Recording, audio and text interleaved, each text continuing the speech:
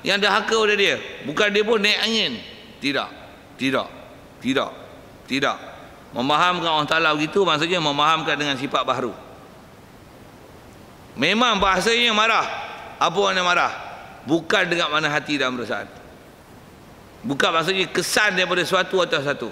Tiap ulama kita syarah, apa makna marah? Marah dengan makna mensediakan azab yang kuat, yang pedih, mensediakan neraka, mensediakan siksaan. Itu maksudnya marah. Allah Ta'ala redha dan suka. Umum makna apa dia? Memberikan ganjaran pahala, memberikan balasan syurga. Itu maksudnya kasih dan redha.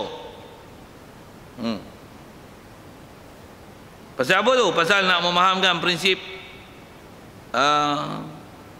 mustahil ada sifat yang menyerupai pada Allah Ta'ala, menyerupai pada sifatnya, sifat makhluk. Baik.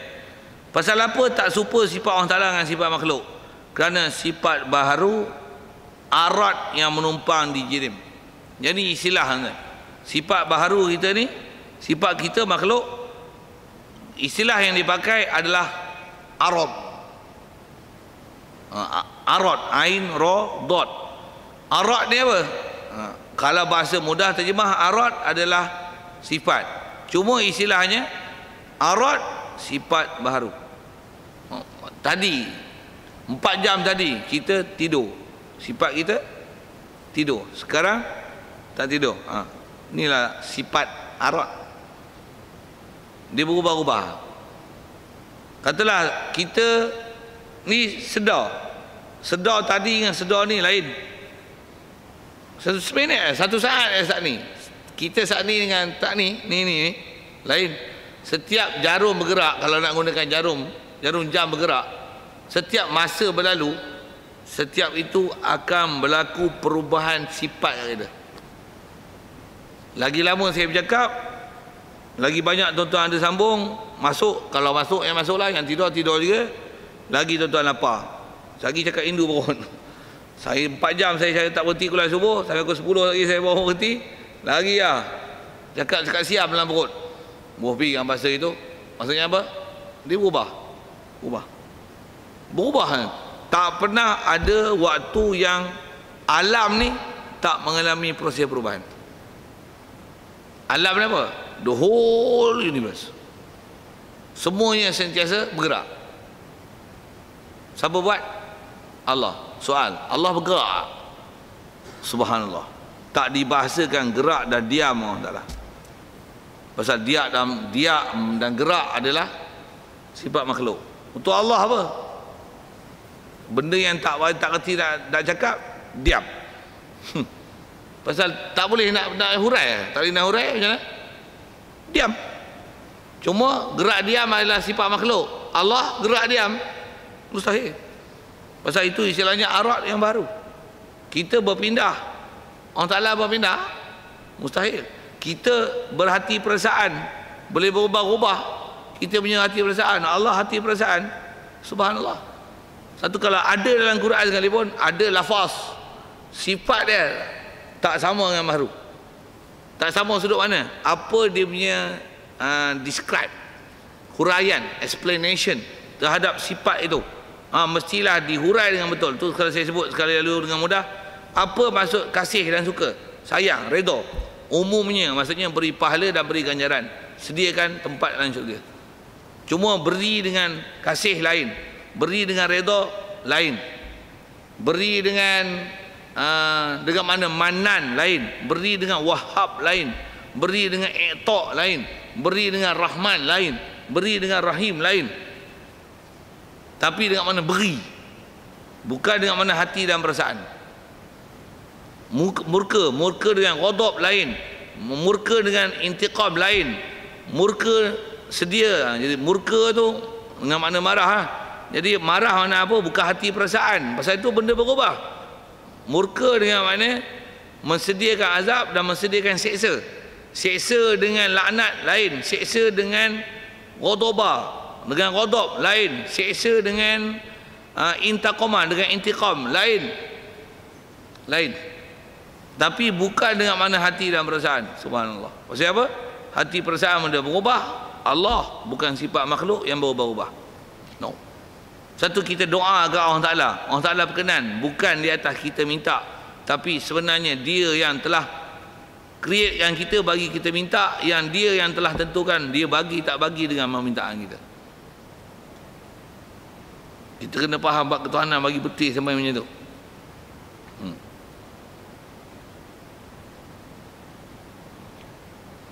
Baik, jadi Allah Ta'ala mustahil dengan sifat baharu. Sifat baharu ni arat yang menumpang di jirim yang bertokor. Pasal arat adalah sifat yang ada di jirim. Saya sebut jirim ni apa? Jirim tadi disebut benda yang berobjek yang bertokor, benda yang mengisi ruang. Jirim ni kalau bahasa Arab tadi, benda ialah ma yamla'ul faragh, sesuatu yang mengisi ruang, yang matter yang occupy space, dia mengisi ruang. Bila dia mengisi ruang, itu adalah dipanggil jirim tadi. Dan apa ciri yang ada pada dia, itu dipanggil arat. Satu saya sebut misal tadi, O2, kata ambil mudah, H2O, air. Bila dia panas, dia gas. Bawah pada 0 darjah Celsius dia kosong, ya, 0 darjah Celsius dia pejal. Suhu bilik dia cecair. Apa tu? Arat. Itulah arat. Bila air sejuk, wap air, apa lah, sedang tengok lah, nak bagi huraian tu kita buka kelas sains lah lagi. Macam mana pun sekali lalu untuk menunjukkan itu adalah arat. Saya nak sebut arat, itulah arat. Jadi arat tu sifat yang ada pada baru. Saya cukup dengan rasanya kalau saya sebut air, H2O, ada ketikanya pepejal, cecair, gas. Jadi perbezaan structure dia yang istilahnya pepejal, cecair, gas tu, itu umumnya dipanggil arat. Arat. Pepejal ni keras, apa-apa, ketuk pecah dia retak, ikatan lekatan dia lebih kuat di antara molekul berbanding dengan cecair, berbanding dengan gas. Ada istilah-istilah dia tu satu hal. Tapi nak sebut apa? Semua tu adalah istilahnya arat, sifat yang ada pada jirim, pada benda tokor, pada jisim. Dan sifat Allah Ta'ala bukan arat. Nak fokus itu. Sifat Allah Ta'ala bukan arat. Maksudnya sifat Allah Ta'ala bukan sifat berubah-ubah yang berada di jirim. Pasal Allah bukan jirim, tentulah sifat dia bukan sifat jirim. Untuk Allah macam mana? Itu yang mukhalafah lil hawadis. Kenapa nak faham ke sini ya? Pasal kita tak boleh bicara zat Allah, bicara makhluk, bicara jirim, jisim, jauhar. Sekali lalu saya dah sebut tadi, kalau sebut dengan bahasa sainsnya molekul, zarah, atoms, itu bercantum jadi molekul. Itu dia akan membentuk objek. Untuk objek dia akan ada sifat-sifat pencirian dia. Dia akan occupy space, dilalui oleh masa. Itu adalah makhluk. Faham makhluk Allah, subhanallah, mukhalafah lil hawadis. Satu, kita diajar macam tu. Ikut akidah ahli sunnah wal jemaah, kita diajar akidah mengenal Allah Ta'ala mukhalafah macam tu.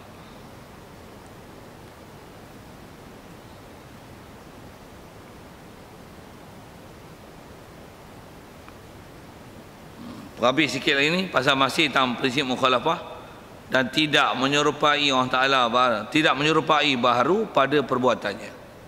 Allah juga tak menyerupai baharu pada perbuatan. Tengok, tak mana tak menyerupai. Jadi zat Allah tak serupa dengan kita. Pasal apa? Dan tak serupa tu tak mana? Sekali lagi kalau sebut untuk rumusan hak tu, zat Allah Ta'ala bukan istilah berjirim, jisim, berjauhar. Bukan macam tu. Bukan mengisi ruang, berada di tempat, dilalui oleh masa. Bukan berjuzuk, beranggota. Itu sebut dengan bahasa kita yang lebih kurang saya dah disebut tadi. Mustahil sifat Allah Ta'ala adalah sifat kita. Macam mana sifat makhluk? Tak mana sifat dia tak serupa dengan sifat kita?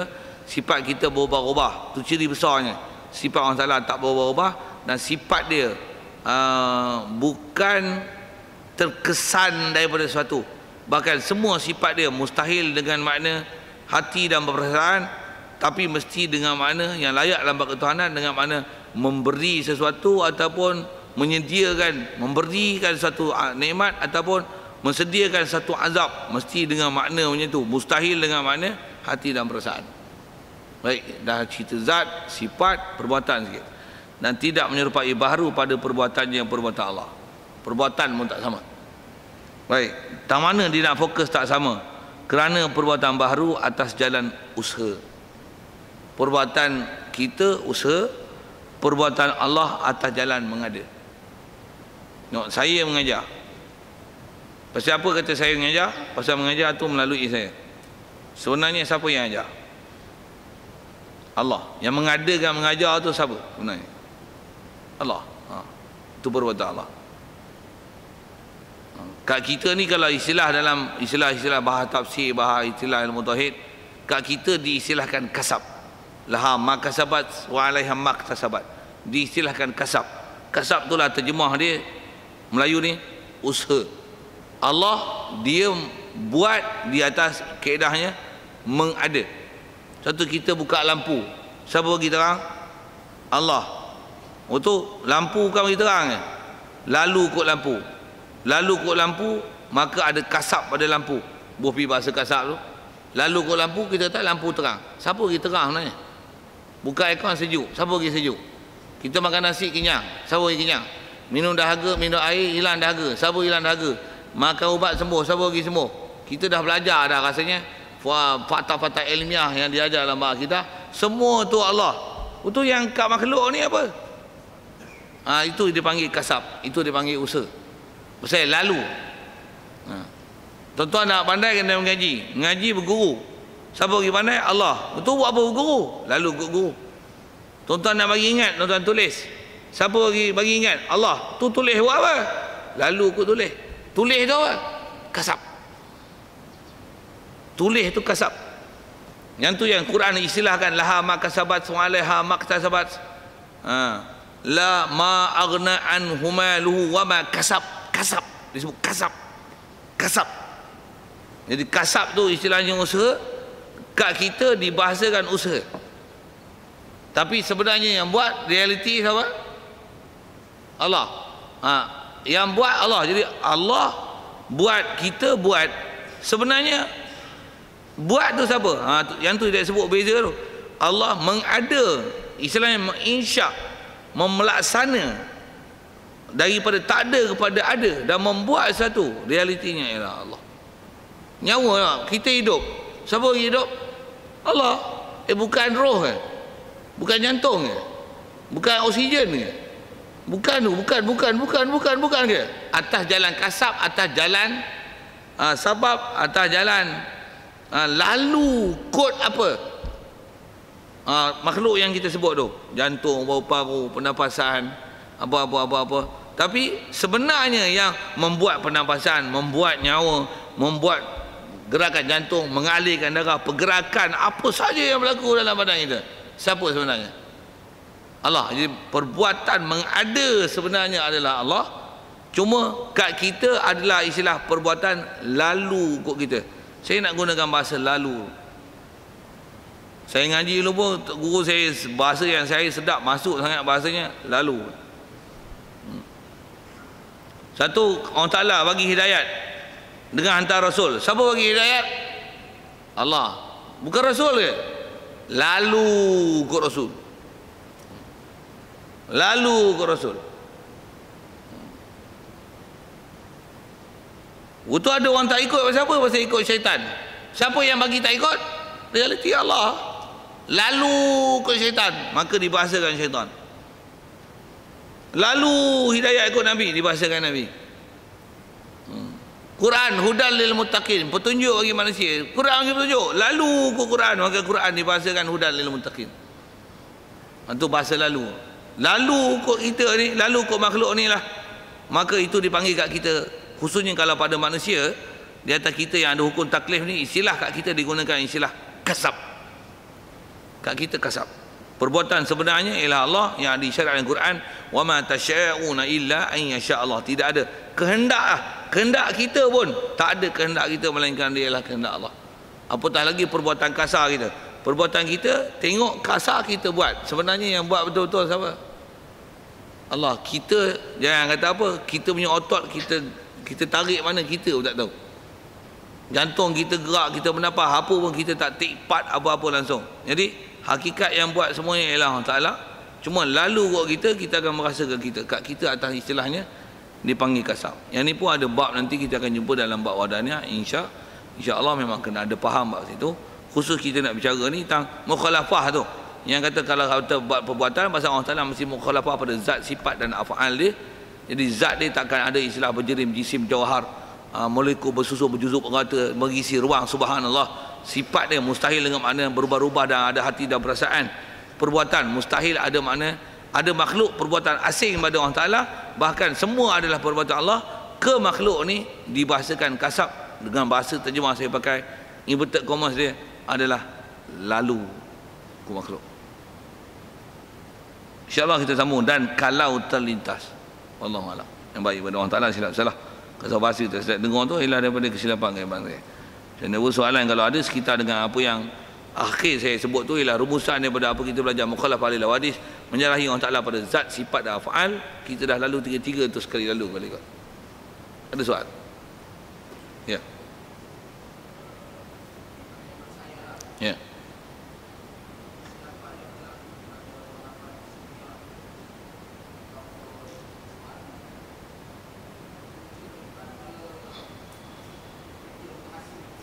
Ya.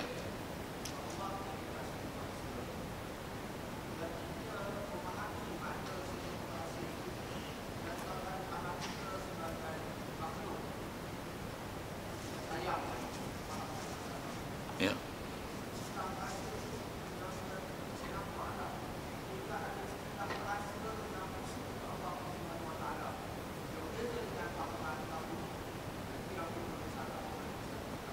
Ya, betul tu. Cantik tu. Benda yang disebut ialah untuk berkongsi sikit bahasa rumusan tentang kenapa berlakunya kesalahan fahaman dalam fahaman Wahabi ini. Kalau tak Wahabi pun siapa saja yang ada kesalahan di situ, antara kesalahannya adalah mengertikan bahasa-bahasa dalam Quran ini, huraian memberi kepada huraian dengan pandangan kita, pandangan makhluk, dengan daripada kita punya perception, bukan huraian sifat ke dalam bab ketuhanan mengikut Allah punya perception. Jadi kalau pandang pada sudut ketuhanan mengikut Allah punya perception, dia mesti mengikut syarahan bab ketuhanan. Tapi yang jadi masalahnya ialah ayat-ayat Quran cerita bab ketuhanan, tapi kita syarah mengikut kita punya perception. Tu yang masalah. Ya, betul lah ya.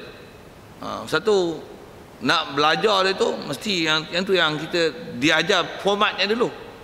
Apa dia? Mesti bukan makna mentah-mentah. Macam mana sedia faham, sekali lalu faham, mesti something there. Cuma apa dia tu? Terima kasih di atas share ayat untuk menyimpulkan tentang di mana kesilapan itu. Lain kalau ada. Allahu a'lam. A'udzubillahi minasyaitonir rajim. Bismillahirrahmanirrahim. Allahumma nawwir qulubana bi nuri hidayatika kama nawwartal arda bi nuri syamsika awadan abada bi rahmatika ya arhamar rahimin warzuqna fahman nabiyyin wa hifdzal mursalin wa ilhamal malaikatil muqarrabin wa sallim tasliman ala jamil anbiya'i wal mursalin walhamdulillahi rabbil alamin. Assalamualaikum warahmatullahi wabarakatuh.